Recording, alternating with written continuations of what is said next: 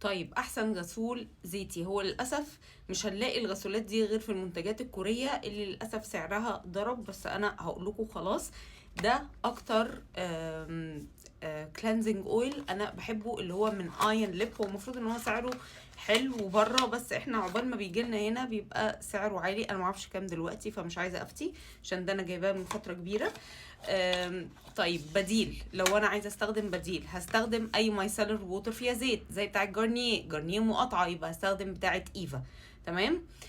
عندنا اوبشن تاني للدبل كلينزنج عامه، هو المايسيلر ووتر، ان انا بشيل الميك اب بالمايسيلر ووتر. طيب عايزه بديل بديل بديل بديل، ممكن استخدم غسول زي ده ميلكي كلينزر من مويست وان.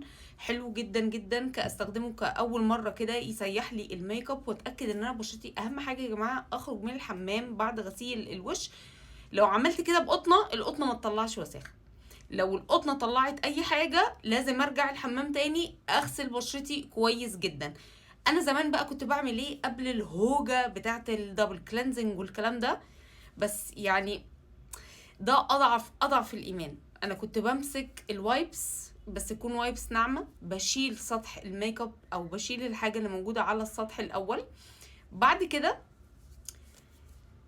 بغسل وشي كم مره بقى؟ مره، اتنين، التالتة لو احتجت، علشان اتاكد ان البورز بتاعتي نظيفه زي الفل. اهم حاجه ما احطش اي حاجه على بشرتي وانا بشرتي شاكه 1% انها فيها اي حاجه. وزمان برضو كنت بعمل ايه، كنت بجيب زيت جوز الهند بتاع امتنان وبسيحه كده شويه، بحطه على كلوث او على قطنه، وابتدي ان انا اشيل بيه الميك اب، بالذات ميك اب العيون. بعد كده بغسل بشرتي مره واتنين لحد ما اتاكد ان هي نتفت.